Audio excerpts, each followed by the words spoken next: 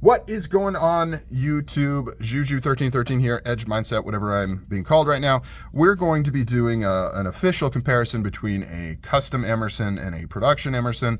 It would have been ideal if they were the exact same model, but I can only do, zoom out a little bit here. I can only do what I can do, and I have these two. This is the only custom I have on me. I have actually owned a custom Commander many, many years ago. But I have since forgotten what that feels like. Right now, I've got a custom Persian with a cool old school Bad Intent logo on there. No longer being made as far as I know. I'm wearing gloves for a couple of reasons. One, because of my typical glove wearing reason. The other one is I just cleaned up these micarta scales. I might be putting this up for sale. Haven't decided yet. So I didn't want to get them oily and then have to redo it. So I'm just, that's what I'm doing. So we're going to do a comparison. So first, what are we looking at here? Obviously, these are completely different knives. We're going to be talking mainly about construction and stuff like that. So this is a hand-built knife by Mr. Ernie Emerson himself. This is a production knife, still essentially hand-built for the most part, based off of his custom knife design. So different, but the same. He started off in his garage making knives in this fashion. As I mentioned in my kind of Persian Emerson knife type video dedicated to this, what's cool about these customs is they've essentially not changed since he started making knives. It's the same way that he made knives back in the late 80s for custom orders. The same basic construction, same look, same feel, and he's still making them today, which, depending on your perspective, is either really, really awesome or maybe kind of annoying because you want to see him improve and add new features and do different things. But he almost always does titanium bolsters, canvas micarta scales, thicker titanium liner here with a cutout, plain Jane pocket clip, hand ground 154 cm steel blade. So he does not upgrade the steel, kind of like Strider. Actually, let me get a sip of coffee here. It is currently in the morning and I've got my Strider mug. It's starting to get cold, so I want to get it down, get it in my gullet, get that blood pumping, baby. Mick Strider, he doesn't really do quote-unquote special steels for his customs either. He kind of uses whatever is the most accessible steel at the time. Difference being that Strider typically uses premium, what we would call premium modern steels, whereas Emerson kind of really just likes 154 cm. They do dabble in some other stuff, special runs, but pretty much everything is 154 cm, not even CPM 154 cm. And there's reasons for that he's explained. I don't necessarily fully agree with him, but now we're getting off topic. So lots of differences here. So the blade steel is the same. The finishes are completely different. This is I guess you would say machine satin finish on the flats. This one is a stonewash on the flats. This is hand ground. This one is machine ground. And you can see that the grind pattern on the production version is a little bit finer than the custom version because this one is done by Mr. Ernie Emerson by hand, and it is done really, really well. You can see how the grind lines kind of really match up almost perfectly. Like he is a pretty master craftsman, I guess you would say. So really, really good job. Everything on this is essentially done by hand contouring, the bolsters and the scales and everything on there. Everything is blasted on the inside. This one, it is not the titanium. So this is full titanium handle, right? And that was kind of what Emerson wanted when he started making knives. One of the criteria was it needs to be as corrosion resistant as possible. Now at the time, the blade had to be some sort of steel. He chose 154 cm because it's highly corrosive resistant as much as steel can be. But everything else on the knife, other than the hardware, is titanium. Titanium bolsters, liners, all that stuff. Other than the pocket clip. With the production version, they started off in that same fashion with titanium liners.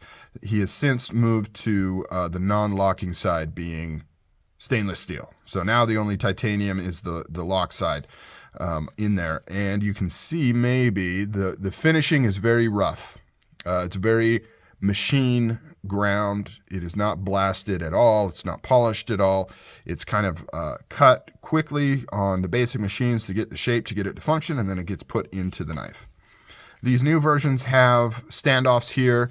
Old versions of the production knives actually had a similar construction to the custom with a G10 backspacer and then screws going through and tying into the opposite side liner.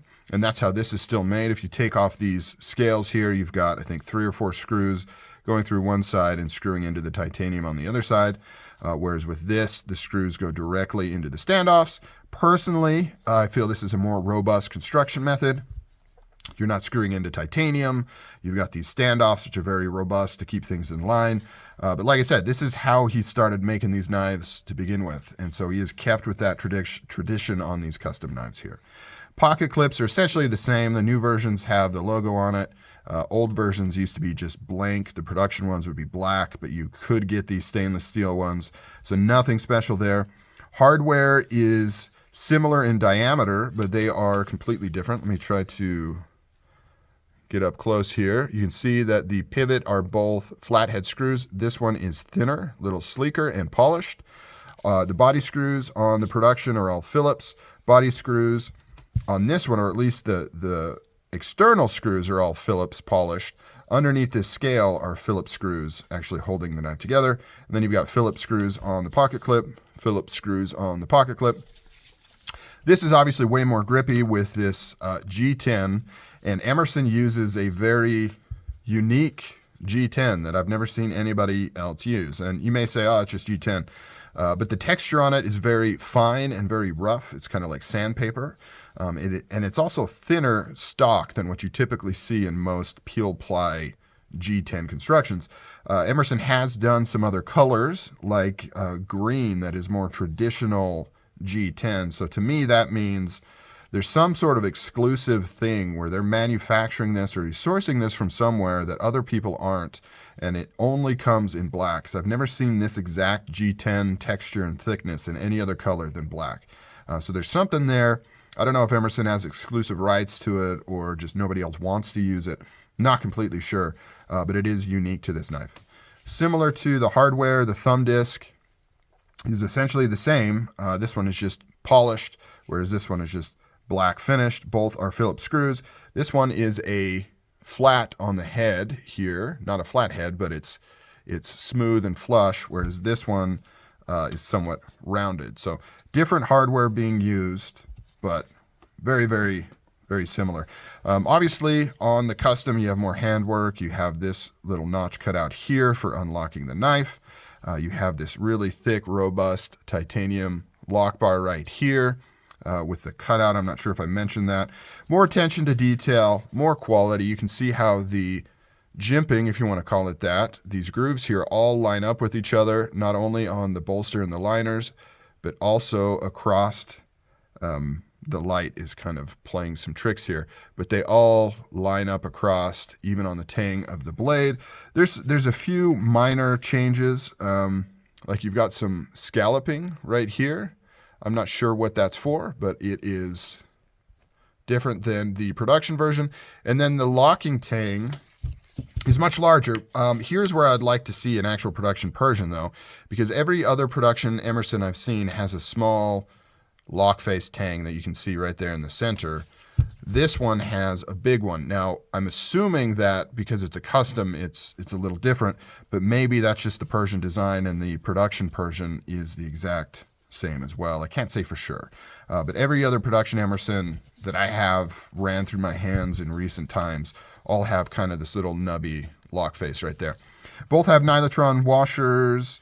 And I think that's about it. So they really are like very similar, but completely different. Both cool. They both present completely differently too. This one is very utilitarian. I mean, they're both utilitarian, but this one's very tactical, utilitarian, kind of garage built, purpose built, hard use, kind of beat the shit out of it, send it in, replace the parts, kind of focused.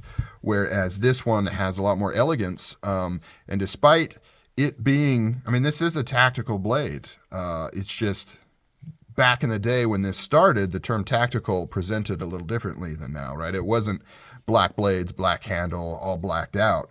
It was really just the purpose and the design and the aggressiveness of it that indicated it was a tactical style blade, a fighting style blade. Whereas now, when we think tactical, we think blacked out and kind of drab and that kind of stuff, which the production versions kind of exemplify more than these custom versions. So yeah, quick comparison between the two. Both great knives, both very, very cool, but quite different. It's awesome to think that, you know, Ernie Emerson, whether you like him or not, or like his knives, he touched and worked on this particular blade, is pretty cool. It is pretty cool. I like having this in the collection. Like I said, I may or may not sell this knife. I'm still trying to decide what I want to do. All right, guys, I'm out of here. You take it easy. Leave your comments down below. What do you think of Emerson knives? Do they suck? Do you think they're cool? What's the dealio? I'll talk to you guys later.